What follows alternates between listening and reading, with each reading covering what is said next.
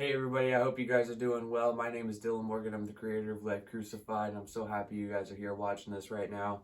So today I kind of want to hit a topic that if you look almost anywhere, you will see that this topic gets hit a lot, and it is finding the good and the bad. With 2020, you can pretty much find a sermon like this almost anywhere. Even I've preached on it a few times.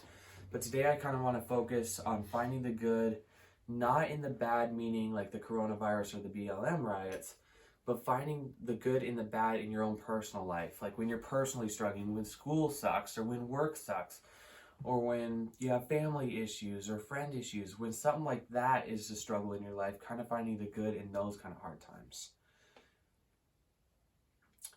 So if we look at Nehemiah 8 verse 10, it says, "Do not grieve, for the joy of the Lord is your strength." So we're really going to hit on the joy of the Lord, because in a simple sentence, I could really say that what you need to do during your hard times, struggles, I don't care what your hard times are, you need to find joy in the Lord.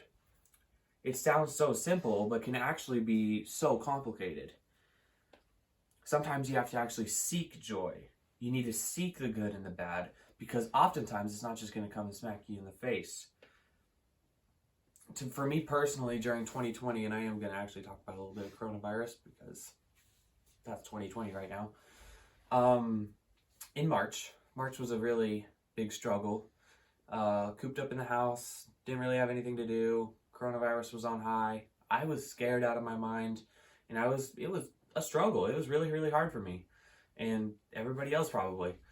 But one thing I realized is that even though I have fully experienced the joy of the Lord, the joy that can bring, or the joy of the Lord that He can bring to me, I was still really, really struggling during that hard times. And one thing that I was really learning throughout March and throughout April and stuff like that is that the joy of the Lord is not just going to come right at you. You have to sometimes seek it out.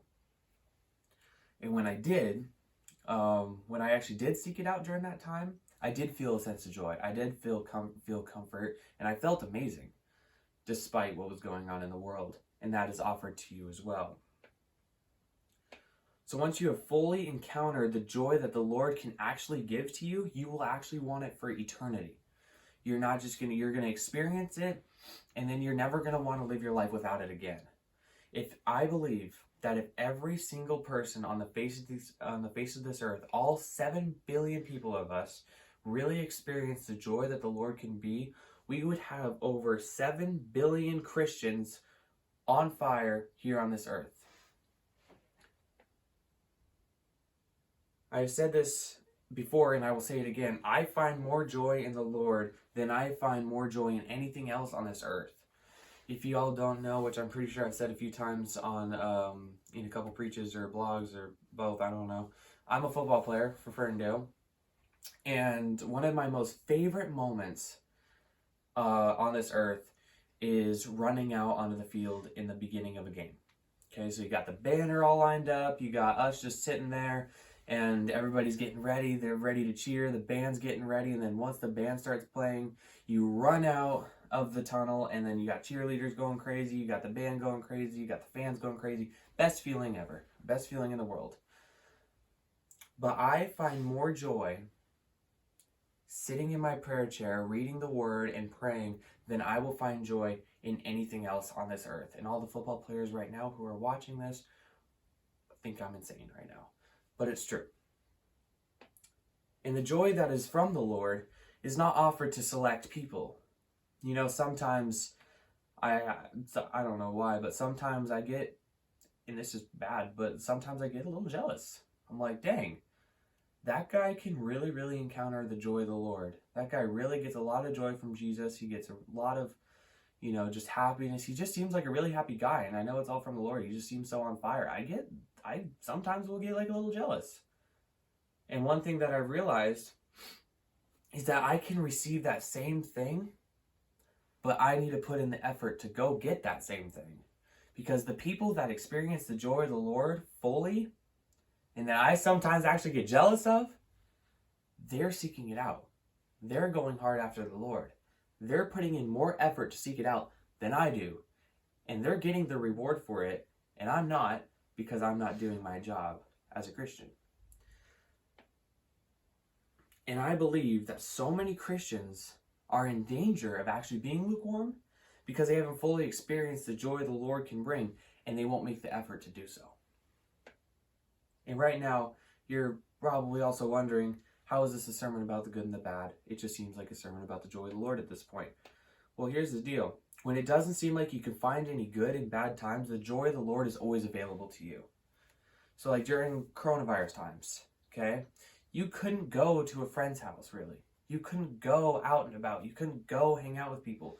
You were stuck in your house. You couldn't really find any joy.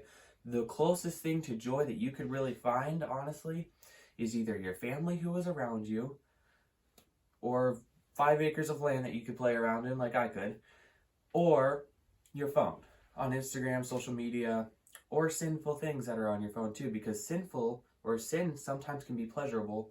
And I think that when we are struggling the worst, that's when we can fall into sin the most, is because sin brings a temporary pleasure, and that's what we get drawn to as humans sometimes. But one thing I think we keep on forgetting is that you can find the joy of the Lord anywhere, anytime, anywhere, anytime. Just said that. But that joy of the Lord is greater than any joy you will find here on this earth. And I think and as humans, we just draw to the things of this earth when we need to start drawing more closer to the joy of the Lord. So, how do you find this joy? How do you receive it? Well, like I said, it's not just going to come right at you, obviously. Here's the big thing. You can find the joy of the Lord in your quiet place. You sit down in your prayer chair, your bed or desk, whatever. You grab your Bible and you just start going.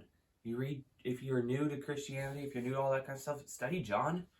Great first book to start at, or James. James is my favorite book in the entire Bible. And just start reading it. But don't just read it like a normal book. Take it in and really study it. One thing that I've been doing for my Bible study lately, which I love, and it's honestly helped me connect with the Lord on a more deeper level, is I probably read about 4 or 5 verses a day. You read those 4 or 5 verses a day, and it takes me half an hour-ish to get through those 4 or 5 verses. Because I read it, I write it directed to me, I say it out loud, and I really just get it embraced into my head and my heart. And then that is how the joy comes. You don't just want to read it like a book, because if you read it like a book, you're not going to really experience the joy that the Bible can bring, and you can't really experience that that the Lord can bring through it. You got to really take it in. And then through your prayer life, you pray for that joy. Lord, give me joy. Lord, give me the joy of the Lord. Fill me with so much joy to where my bad doesn't seem so bad anymore. You pray for that on a day-to-day basis. We can do this every once in a while, which will lead to temporary joy. Be like, okay, I read my Bible about once a week. I pray about once a week. And that one time a week is when you'll experience the joy of the Lord. But if you do it on a day-to-day basis, that joy will just go out through your entire life. And it will be basically your lifestyle now. So when you press in, and you pray for that joy, you keep reading the Word on a day-to-day basis, that joy will not only come in your quiet time, but it will come into your entire life. Now, I'm not here to say that just because that when you experience the joy of the Lord, you're not going to go through hard times. You will. You definitely will. But that joy that the Lord can bring will help you overcome your bad times. You'll get a sense of comfort. You'll get a sense of peace when you experience the joy of the Lord. And you'll feel stronger. You'll feel more strength. And you'll be able to overcome the things of this earth. Because the biggest thing that the Lord can bring joy to me is just saying that He's here right now next to me. That brings me so much joy, and it helps me overcome so much, because I know that I have the God of the universe on my side, and there is not one thing on this earth that can overcome the Lord. And one thing I will say is we need to start finding joy in the Lord more than you find joy in these earthly things, because the joy that the earth can bring is temporary, but the joy of the Lord is eternal. When you fully experience the joy of the Lord, you will go from lukewarm to on fire. you will go from non-believer to surrendered heart. Your whole life will change. How do I know this? Because I have fully encountered the joy of the Lord. I have encountered this. And my prayer is that all of you guys encounter it as well, because it is the best thing you will ever experience. Find joy in the Lord, get His peace, and get His love. And again, if just all 7 billion people experience that, we would have a world full of Christians. So if anybody needs extra help finding out on how to experience this joy, definitely DM me or let me know, and I will be glad to help you. Or if you need prayer on anything, just feel free to let me know. Again, my messages are always open.